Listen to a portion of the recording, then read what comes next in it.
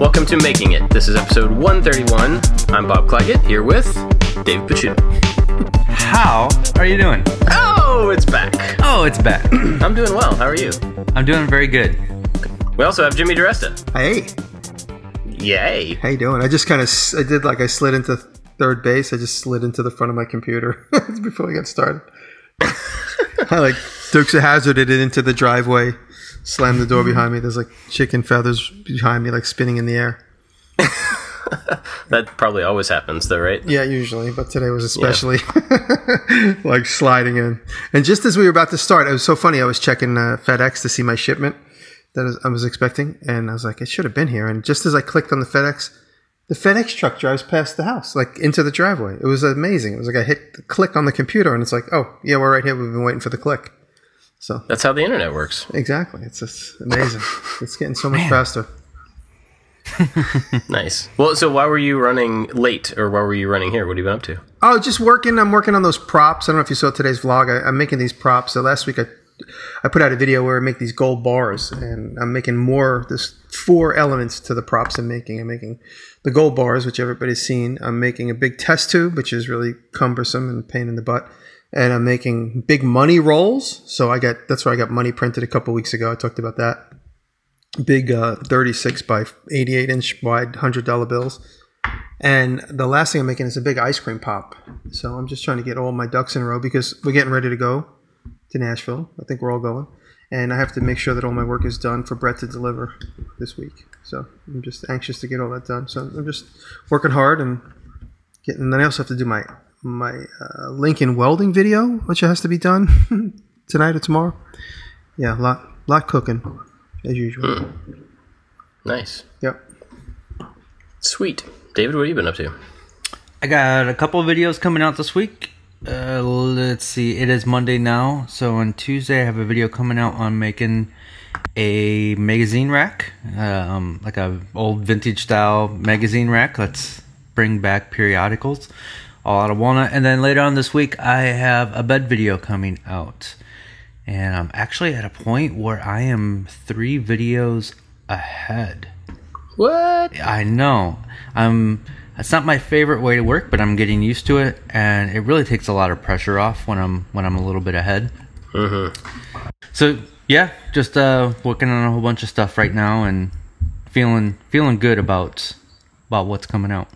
Sweet. How's the shop coming? We had a guy come over this morning to do. He's going to give me an estimate in the next day or so to just take care of the whole thing, and I had really good vibes with him. He seemed to understand what I wanted and just seemed like a cool dude. He's a woodworker as well, and so we had a lot of conversations about woodworking and where we get our wood and stuff. So looking forward to that. And he's also and if the price is right, he might also do some work to our house too. So shop is coming along. The heating and the air conditioning has been installed, although very ineffective right now since there's no insulation or drywall up, but it's coming along. And with this contractor, it should come along a lot faster. Awesome. Good to hear it. Yeah. How do you have any clue how close you are to like being in it?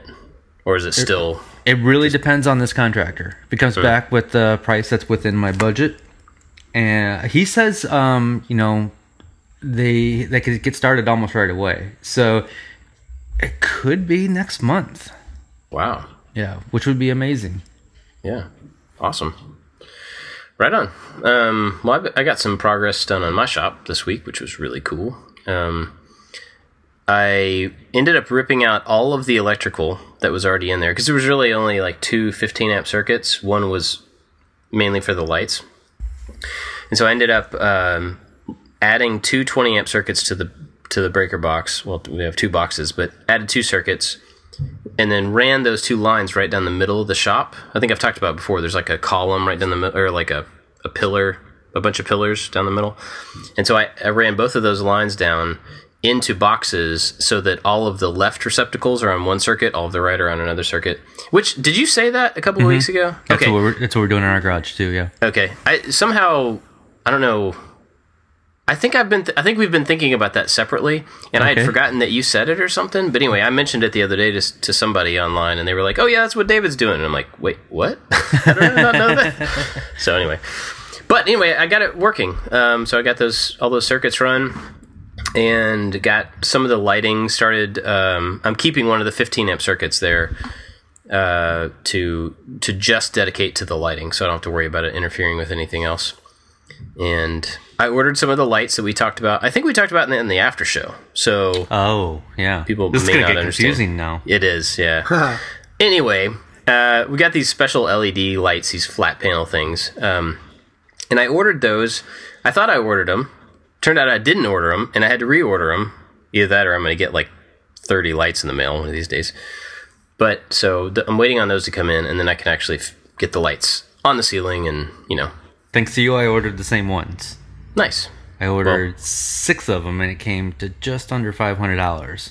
So hopefully they work out great. Mine were $74.99 a piece. So maybe I didn't get the exact same ones, but they were from lightUp.com. Yeah, mine were $32 a piece. But didn't you get like 2x4? Yeah, I got 2x4. Okay, so mine were 1 foot by 4 foot. Yours are 2 foot by 4 foot. So yeah, okay. Anyway, we'll put a link to these if anybody's interested. So the disclaimer here is though that I bought 2 of these on Amazon. They're really awesome. Then I found a cheaper place to get them that I haven't gotten those in yet, and so I don't, I haven't technically tried the ones from this place that we ordered, so I don't know. They could just be like pieces of styrofoam with an LED stuck in the middle of them. I don't know, but they'll probably be fine. But yeah, so I got that started, which is really cool. It's good to have some progress. And then today I started on my office, tearing out some just kind of old shelves that my granddad had in there. And it was really just kind of demolition, kind of cleaning it up, getting it down to bare studs. And then hopefully this week I'll make some real progress, because I certainly need an office. Right now it's in the middle of the living room with all the kids and all the dogs, and yeah, not super cool. So yeah, my office is in the kitchen right here, so I'm kind of in the same boat. But it looks like you have books behind you on a shelf, so you're moving in. This shelf is actually coming down. It doesn't belong there, but it's funny. I'm going through all my books, and I think I'm interrupting you, but I'm going through all my books, and I'm cataloging them all on Pinterest. And the cookbooks that I have in my office, I'm like, they don't need to be in here. They need to go in the kitchen, so they're just kind of throwing it behind me right now. So you're cataloging them on Pinterest. What do you mean by that?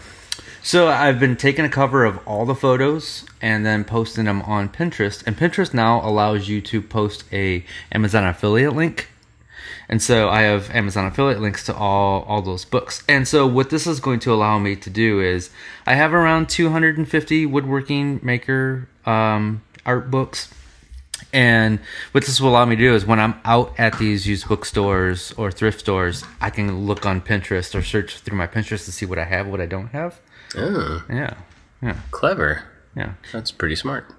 And if I'm going to brag about my book collection all the time, I might as well have it out there where people can see what I have. That's true. Oh, speaking of Amazon, we're just going to bounce around here for a little bit. Speaking of Amazon, I bought a couch on Amazon. What? Tell me more. I'm very skeptical. Yeah. So when we moved, we left our old couches, which we had for like 14 years or something. Like they did their job. We left those. We donated them and didn't move them up here. But so since we've been up here for 2 or 3 weeks now, I mean, I've been up here for longer than that, but I haven't had a couch, and I'm so sick of not having a couch. And so we've been looking around. We kind of decided on like a style that we wanted, a base style for the house. And so we've been looking for, couches to fit that. But couches are one of those things you typically want to sit on and try out and see how they work. And so we've gone to all these stores. My wife's been going to Louisville and back, which is like an hour away, and just trying out, these different stores and couches, and coming back, and we're like, this one's awesome. It's so comfortable, and it's $2,000 for like a leather, whatever. It's just so expensive. So the other day, she found one that she liked that was way cheaper than that. It was a big sectional, mid-century modern style, really cool looking, really comfortable.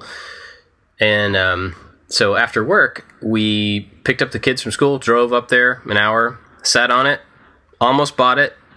And I was like, yeah, but we looked at so many on Amazon that like are half the price, Like they may not be as comfortable, but they're half the price.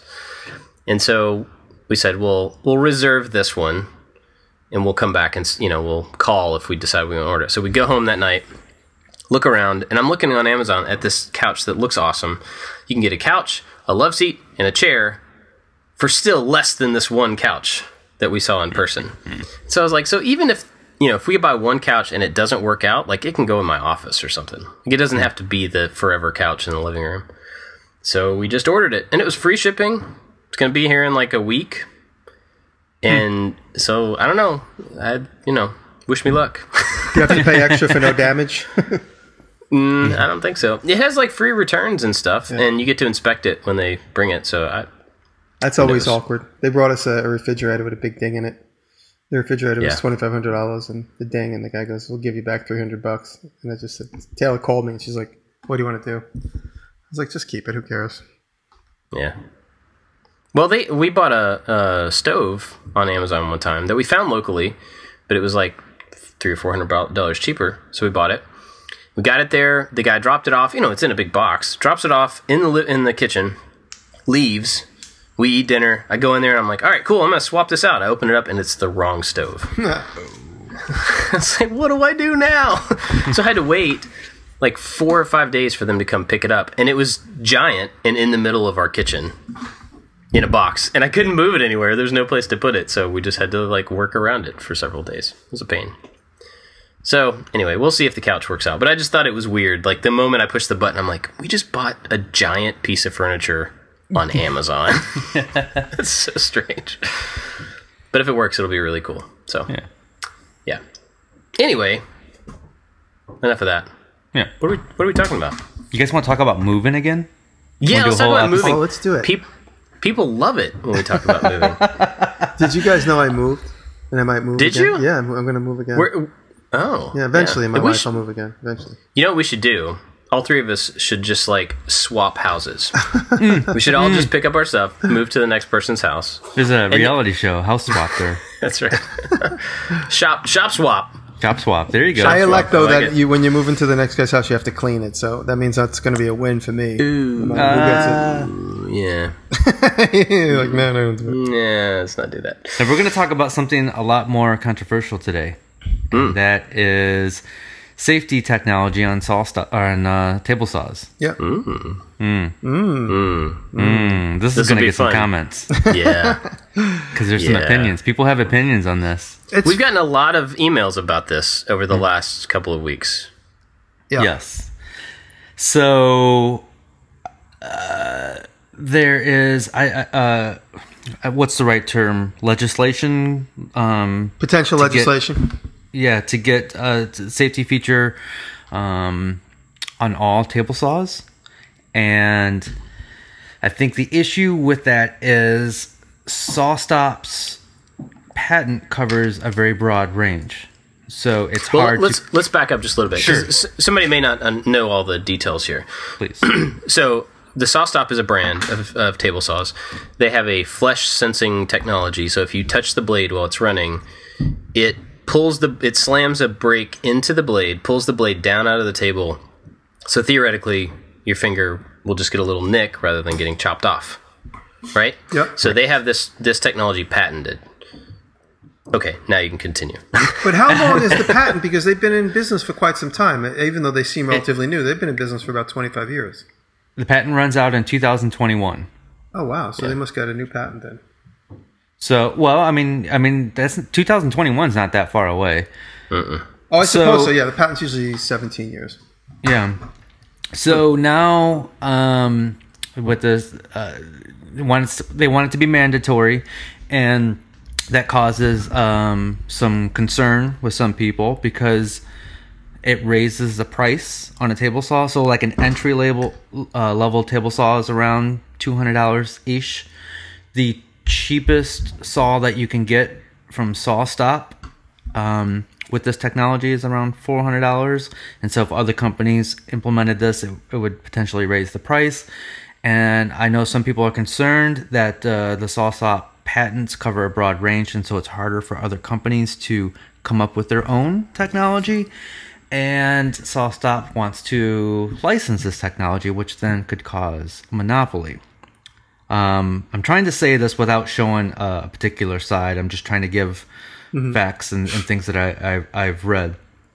And well, they have a monopoly on that particular technology. If somebody can come up with a better version of it, then they can patent it. I think the issue is that their patent, and I haven't read it, but I think the issue is that their patent is broad enough that it covers a lot of things that could potentially work even kind of the same way. Right. You know, and that's the worry. But so Bosch came out with a table saw that it was just getting ready to release with some sort of technology to. It didn't stop the blade, but it pulled it underneath the table, so the blade would still spin, and the blade would not be destroyed in the process, because currently the blade will get destroyed or has potential of getting destroyed on a saw stop machine. And apparently the patent lawyers stopped that because they were infringing on the patents. The weird here, there's so many angles to look at this, but one of the things is if you have a patent on something and you don't enforce it, you lose it. Right. So if you're a company, you have a patent, you have to enforce it, otherwise you lose that patent. So I know people are concerned that Bosch table saw is not coming out now. Yeah. And it's, you know, they got pretty far with that. I mean, I remember seeing that saw on like late night, like one of the late night shows with Jimmy Fallon. And so for it to be shown off in a capacity like that, like on a big stage in front of a whole bunch of people, and then to never make it to market because of legislation or because of a patent suit is, I mean, I totally get why people are worried about that, because that's like a big action, big public action, you know, that they're taking, which does kind of set the precedent for anybody else trying to do something similar in technology in the future. You know, I get that. But there's a bunch of different points, like you said, there's a bunch of different points of discussion about this. I think the big one, like there was an NPR article that maybe we can link to that in the show notes. But it's about the legislation, which is one big thing. That legislation is trying to force a safety mechanism on an entire category of products. Now, is it the legislation or is it a couple of lobbyists? That's what you got to ask yourself. Yeah, I don't know. You know what I mean? Like, maybe is there a bill ready to go, or is it just a bunch of lobbyists trying to drum up support for it?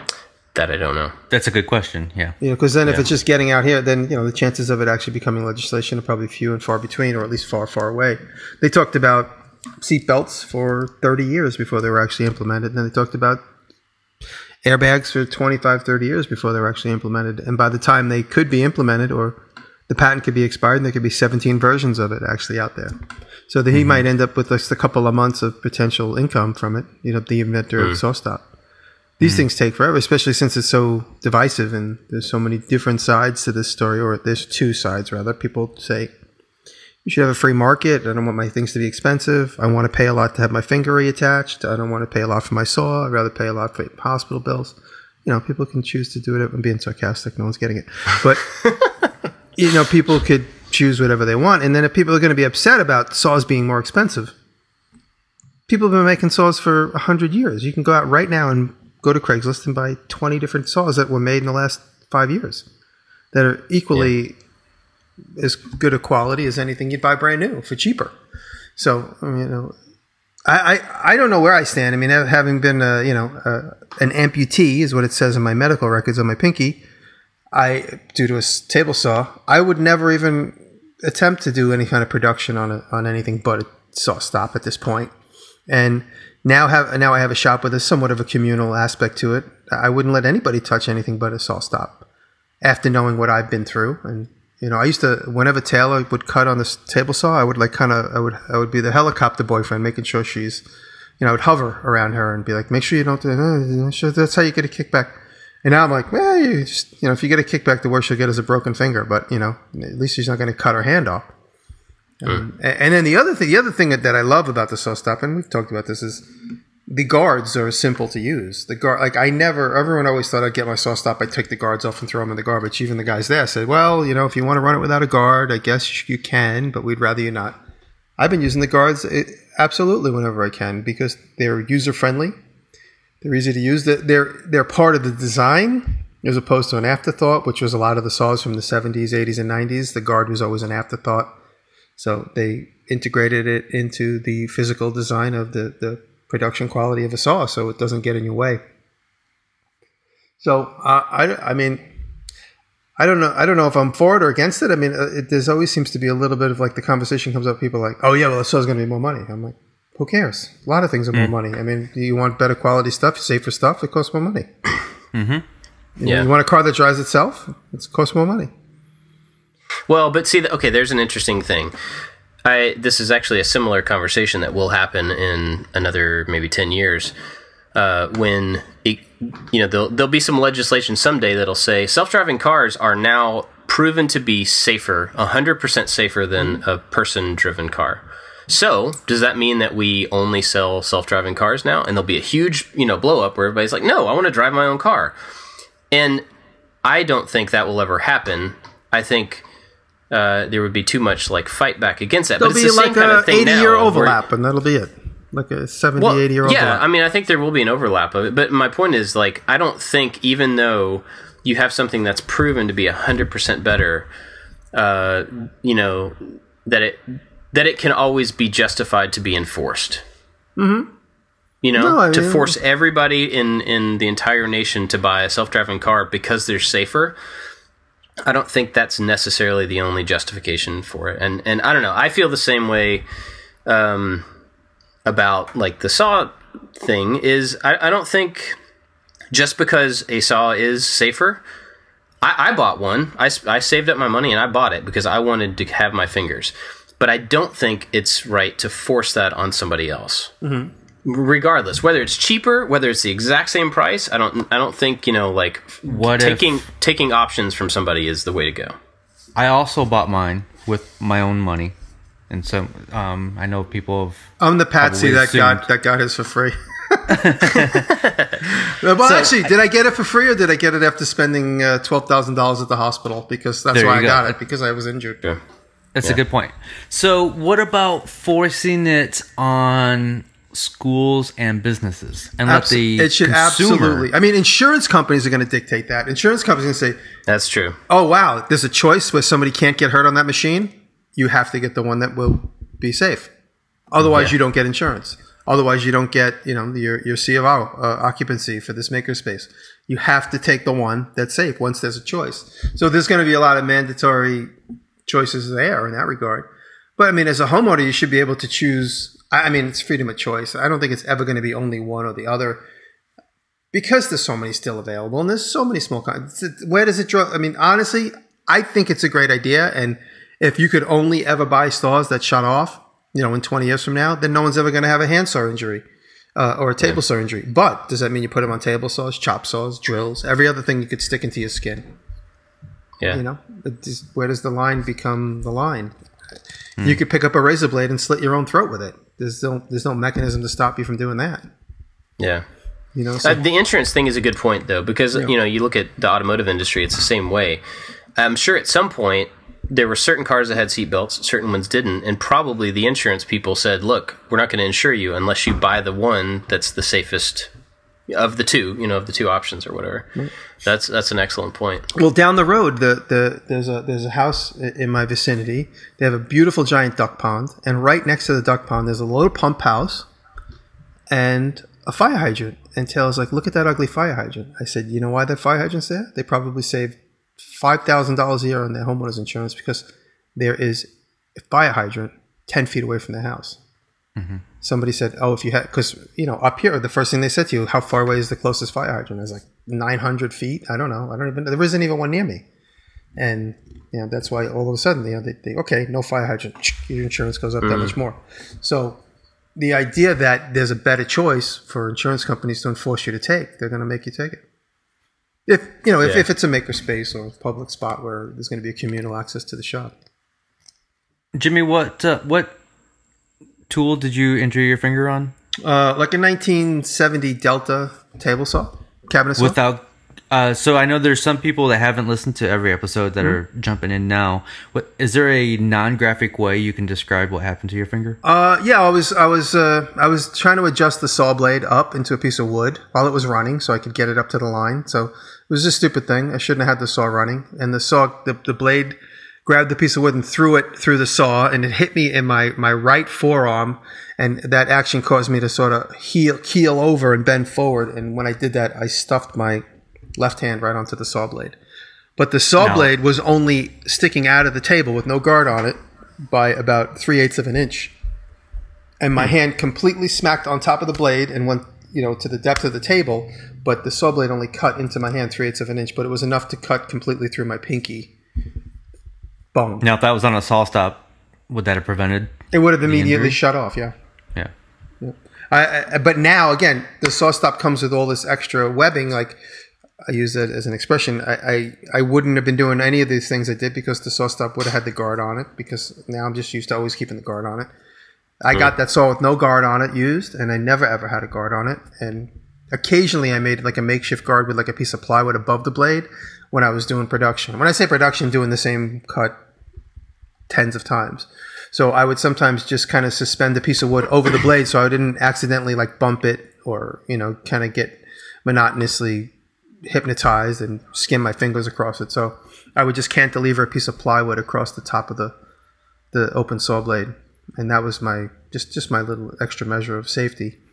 But now, like I said, at 99%, if I'm doing a dado cut or a rabbit cut, of course I have to take off the guard. But almost every single cut I make is with a full guard in place, with the vacuum that takes the dust from above and below the blade. Yeah, I mean, so that story, and anybody that's listening has heard this as well, but that story in a far more bloody version was what made me buy a saw stop, because the three of us were talking one time offline, or, not recording, and I was telling the guys, like, I'm thinking about buying a saw stop, I really don't know, it's like a lot of money, and then Jimmy tells me the story of him running around holding his pinky on and all this stuff, and I just about threw up, and I ordered a saw stop the next day, because it dawned on me at that point that doing making stuff and doing YouTube stuff was all a hobby, and that was my second job. And it dawned on me that if I, in my hobby, made a mistake and cut off a finger or cut off a hand or something like that, you're out of commission.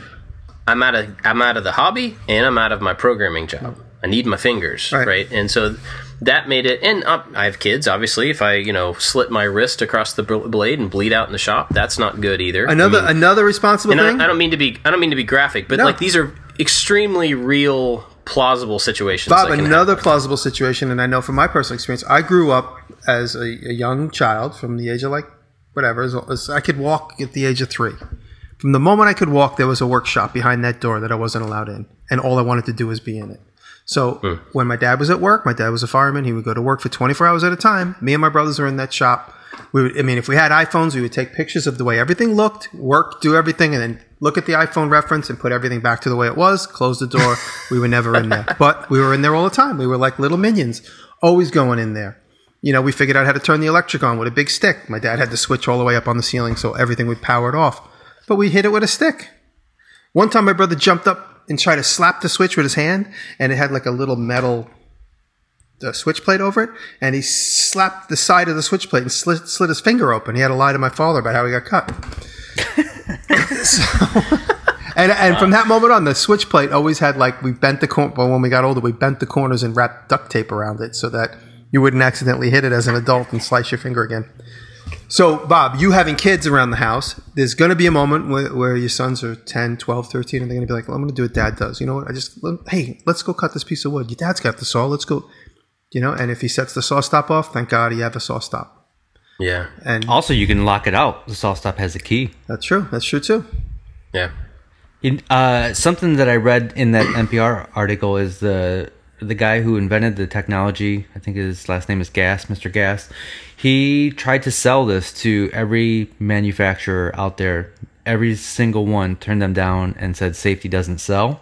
I remember listening to NPR 20 years ago or 15 years ago when they interviewed him and they talked about him, and he was at a trade show and he was walking around trying to sell, and they're like, why do you think nobody wants, it was like kind of like a hippy-dippy NPR interview. And I say that affectionately. I've been listening to NPR almost my entire life.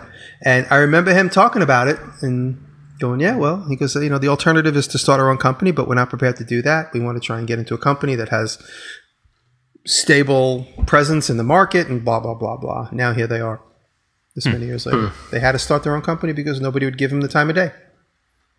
Yeah, I mean, there's a lot of opinion about. I know nothing about the guy, no, so but there's a lot of opinion about them and him specifically being, kind of patent shark type person who just like goes after anybody for anything to get money out of it.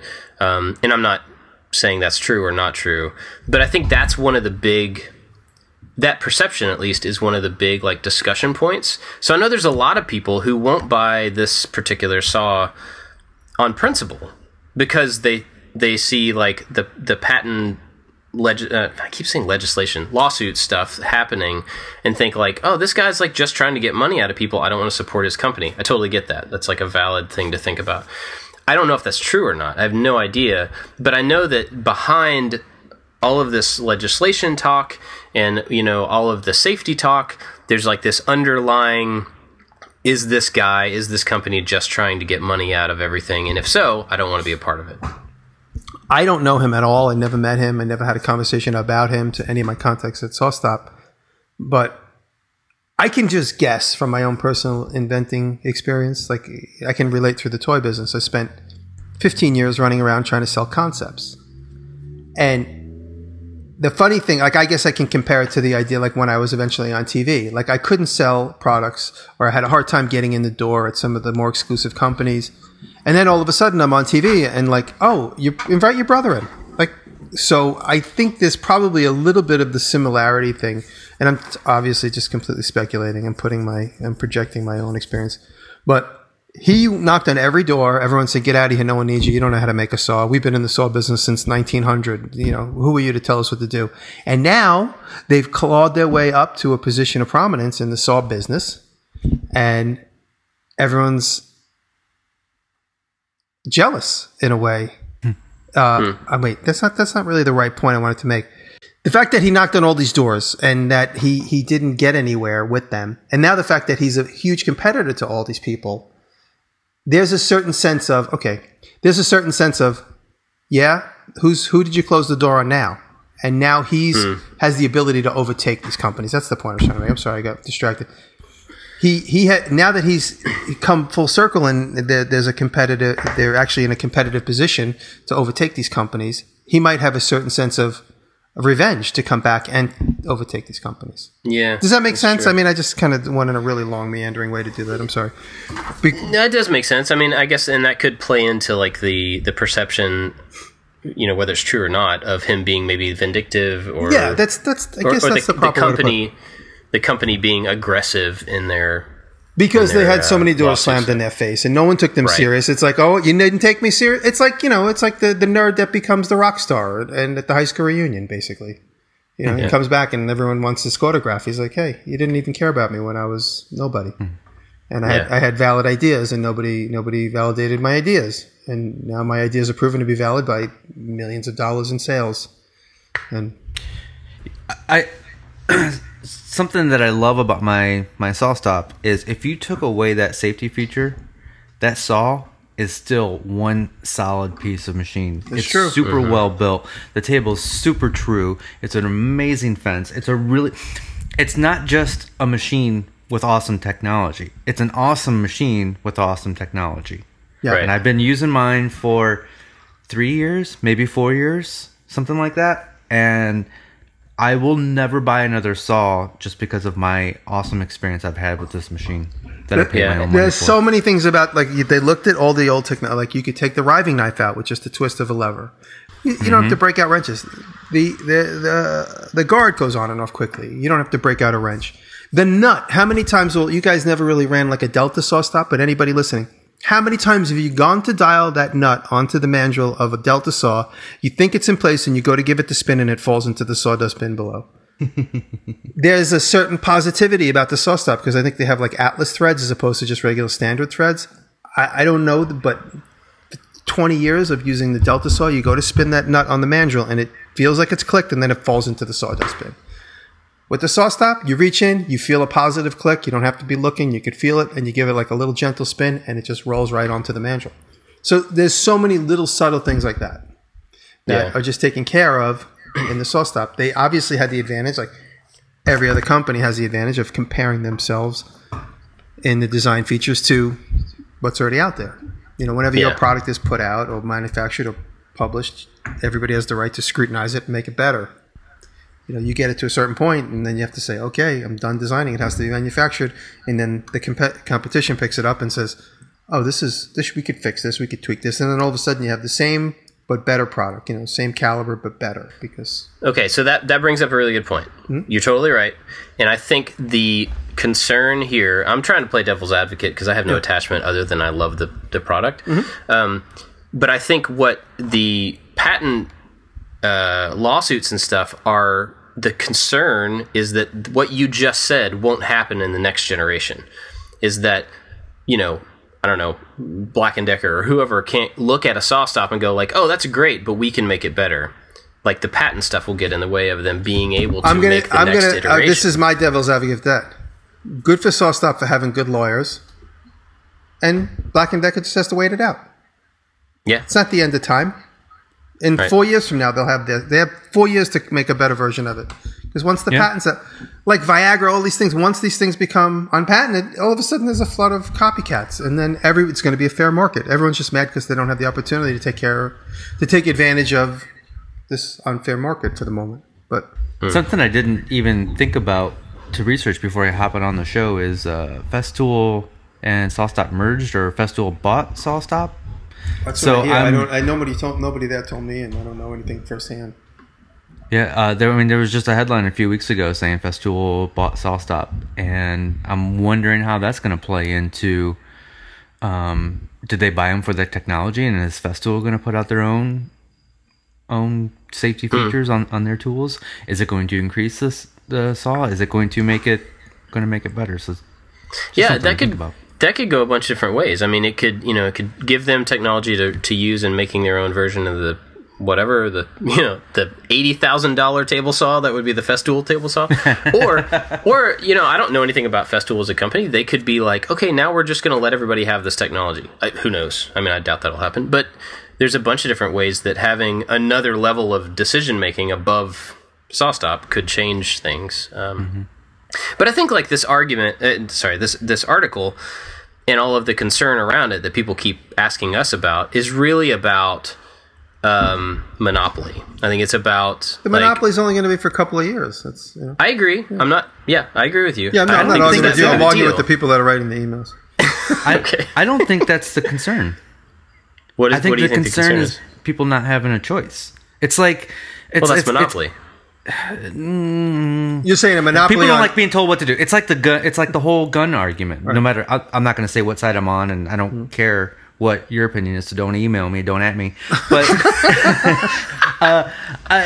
people don't want to be told that they can or can't buy a thing. People just don't like to be told what to do. I think that's the real issue. Yeah, I mean. I think we're saying the same thing. I mean, I think the monopoly end of it is that someone will benefit by being able to force everybody else to have the same, to not have a choice, I guess. Yeah. And I think that's a totally valid concern. I get that. Personally, I don't think it should be something that is forced, but I will always buy a SawStop. And one thing that everybody... if I ran a makerspace or a school or a community, or if I let anybody use my saw, it will always be a SawStop because of I think it's a great tool. I think it's the best choice. But me forcing you two to do that because I think it's the best choice, that crosses a line that I'm not really personally willing to cross. Yeah. Mm-hmm. But the other thing, too, is a lot of people don't realize is you could just bypass it. You can cut your hand off on it if you want. You can. Prove it. If you want to cut yourself, you could choose to cut yourself on it. So you could run it like a regular saw, and you have all the benefits of it being bigger, stronger, more powerful, better designed, more ergonomically user-friendly, lifting up that lever and sliding the fence over, having a fence that doesn't lock on the back so you could put an outfeed table, and having the over tube that sucks up the stuff that blows in your face, and you can cut your hand off on it at the same time. Bonus features. Yeah, you just lift up the guard and just jam your finger into the blade. Make sure you have the override on. Mm-hmm. Yeah. So it has everything. So even though you're being forced to buy a saw stop, but you could still have it to be a regular stop. I mean, regular saw. A regular stop. Yeah, I don't mean to get pointed about it, but we've gotten so many emails lately, and one of them, I don't even know the dude's name. I wouldn't say it if I did, but was like, hey, you guys are sponsored by SawStop, so you're not going to say anything how you feel anyway. And I'm like, whoa. I paid my own money for that. Yeah. I'm not trying to throw you two guys under the bus in any way. I was just speaking for myself. Like, no, I bought that because I think it's the best idea. Now, granted, I'm not a fan of people using, patents to like shake down other people at all. Of course, that's not cool. I don't like to see that. I don't like the fact that Bosch was not able to have a competing saw with a similar technology. I think that's a drag for the market. It's drag for, improvement. Yeah, but is it a drag for the market, or do you have any patents right now? Me? Yeah. None that I profit off of. Right, but if somebody came along and you still owned your patent and they did something very similar, would you be like, oh, wow, I'm glad that there's somebody else doing the same thing? Would you be like, No. I agree with that point. And I'm just saying, I think it's a drag that there is no way for there to be any competition right now. Right. And I don't think being like super litigious about that type of stuff is great for, improvement on things. But again, it's just a matter of time, though, because it's just a matter of time. Even though people aren't in the public, product. there are guys making saw stops with disc brakes. The blade is the disc brake. I'm sure this guy's doing all kinds of stuff, and his assistant's holding the brake lever really, and he's like, "Okay, I'm about to get cut, so be quick on the brake lever. Grab it quick." So the point I'm making is there's got to be inventors. Yeah. High corporate inventors, low garage guys like Izzy, coming up with ways of doing the same technology. Even if there's a handful in the whole world, there are guys that are doing it, and they're just sitting waiting for their opportunity to come and say, okay, you guys they'll go right to saw. The first stop is going to be SawStop. Do you want to license this technology from me so you could squish it? Or do you say, no, I'm going to go start another company, just like you did. You inspired me. You started a company from scratch. I'm going to do the same thing with my version of the disc brake SawStop. It's going to have handlebars on it. Creativity comes from limitations. Exactly. So, I think right now people are probably upset because they don't want to be told what to do, and they don't want laws, and they want free, less government, blah, blah, blah, blah. But it's just a matter of time before. And, in this world, we're all making our own backyard stuff anyway. You can make your own backyard SawStop if you want. Get a bicycle with a brake lever on it. That's all it takes. Simple as that. Don't do that. Don't do that. All right. So send your emails to nowhere. Yeah, send them to we don't want to hear it at makingitpodcast.com. And full disclosure, we love the conversation. Yeah. And the reason we're having this conversation now is because so many people send us messages. And I'll say full disclosure, I got my SawStop for free after a fan wrote to SawStop and said, you need to give this guy a saw. He's removed his pinky by accident on an old school saw, and he is talking about it publicly. And if you guys have an opportunity here to get some publicity out of this guy's injury, and that's exactly the case. And so they gave me a saw, and then I said, hey, my nephew needs one. They gave my nephew one, and then I said, my dad doesn't need one, although he did cut his finger off if you want to share his story on your website. And my dad calls me, they gave me a SawStop. I'm like, I wish they didn't, but that's okay. Because I don't want my dad to work anymore. He's in his 70s, late 70s. He's closing in on 80. But now my dad has one, and they're about to send me a new one. So I will have two in my shop. Mm-hmm. Matt's got one, and my dad's got one. But there's no other choice. It's not like I'm going to go and get a different kind of SawStop or a different safety saw.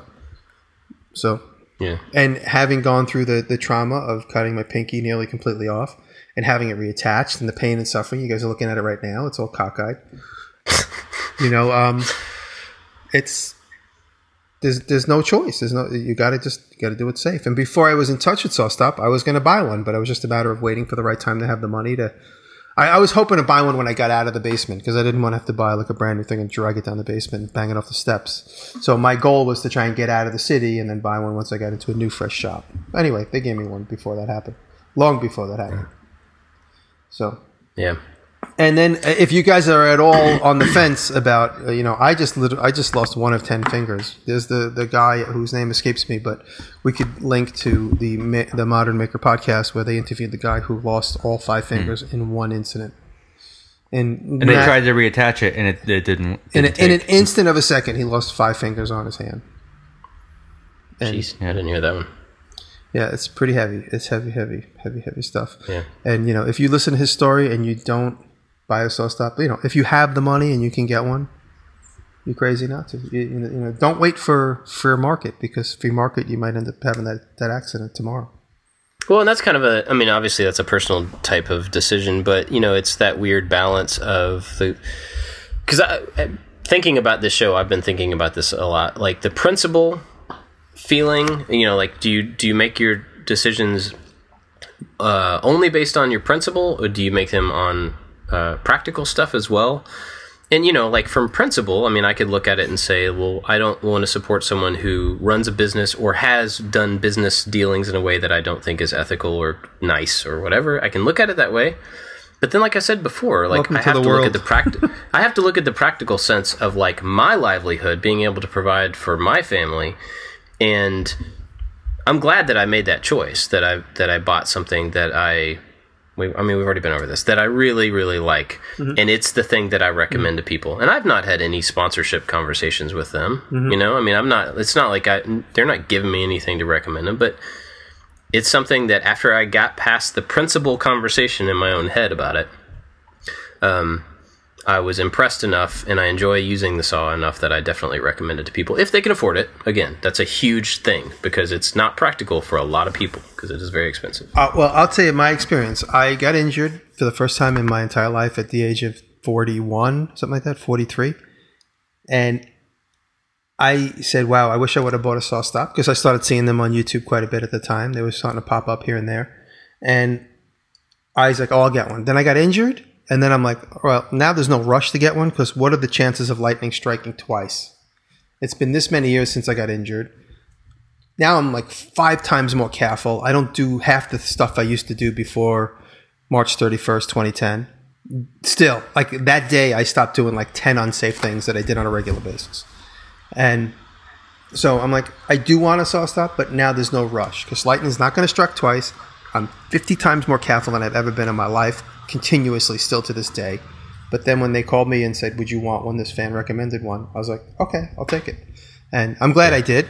So, I mean, when I'm out, a minute ago, I was like, you should get one. But I understand it costs money. You don't have the decision-making power, or, you know, so that was the reason why I was slow to get one after I realized I absolutely needed one.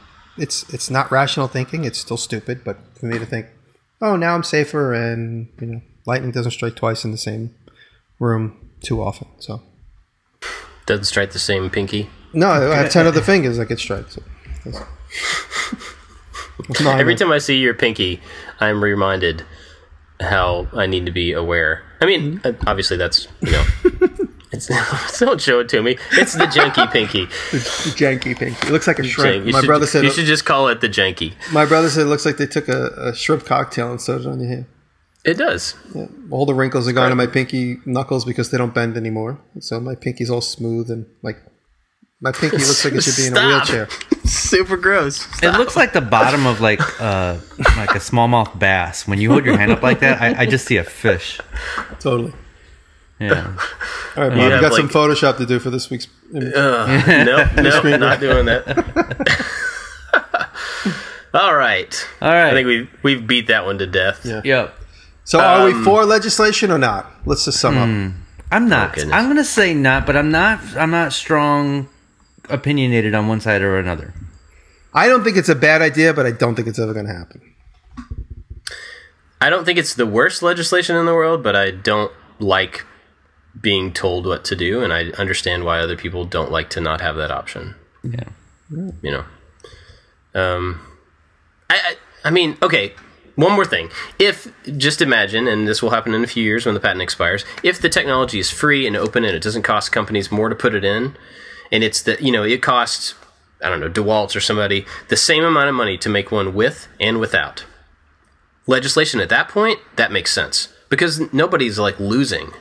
You know what I mean? Mm-hmm. Because at that point, everybody will get safer and nobody will lose anything. But I don't think that's ever going to be the case. I mean, there's technology involved. There's like other hardware involved. And where do you draw the line? Let's say they do put legislation in place. There's cabinet saw companies, you know, all over Europe and China and Korea making amazing equipment do they have to have it if they're going to be imported into America? There's no way. They're going to have lobbies too going against it. So that's why I say I think it's a good idea, like airbags, but where is it? Where can you draw the line? I don't think it's really going to happen ultimately. That's just my opinion, but who knows?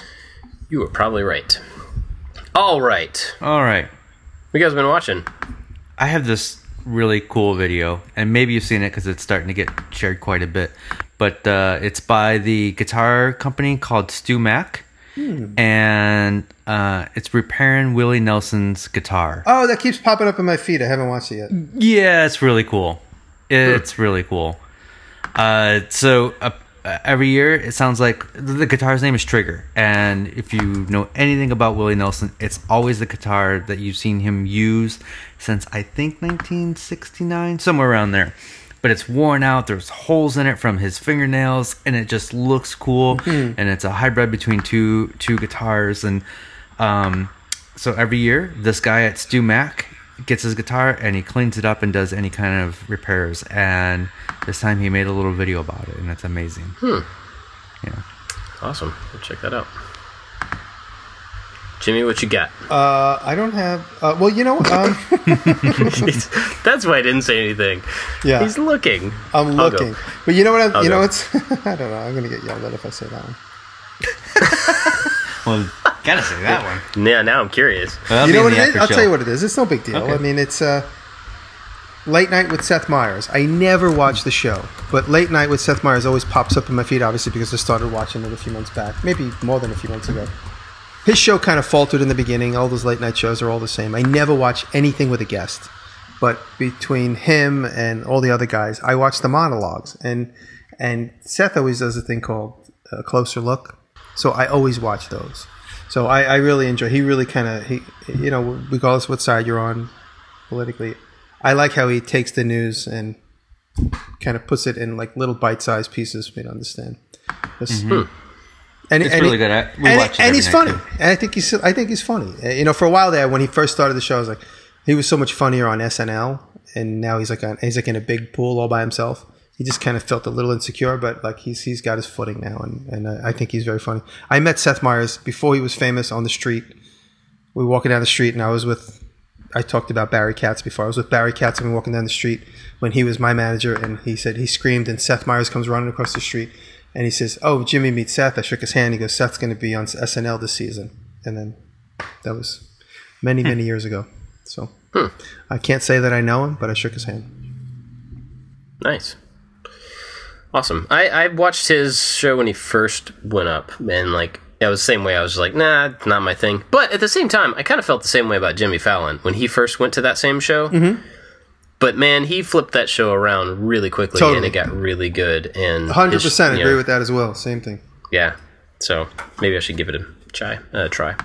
All right. So I have, and I've talked about this guy before, Evil Ted Smith. You guys ever watch Evil Ted? Yep. Yep. He's a prop maker in LA, and he's a really good guy, really nice guy. And he does lots of foam stuff, and I've talked about prop making and foam making and all that before, but he put out a video today or yesterday or a couple days ago about making EVA foam look like leather. And I was like, yeah, sure. And it's so simple, but when I saw the video, I was like, what? Why didn't I know about this? Because it looks really good. And it's a very simple procedure, but he's just really good at taking like one little technique like that you'll use, every 10 years or something, and showing how to, like, breaks it down, makes it really simple and easy, and just like one of those things you kind of put in your quiver, and then whenever you need it, pull it out. Wow. So go check out Evil Ted Smith. Yeah. Jimmy Diresta is putting out prop making videos now. Did you see that? Yeah, I know. I'm changing. You've changed. No, the gold bars video was great. Oh, thank you. Yeah, that video kind of it went on fire for about 3 minutes until YouTube stopped recommending it, but it was great. It went and that was it.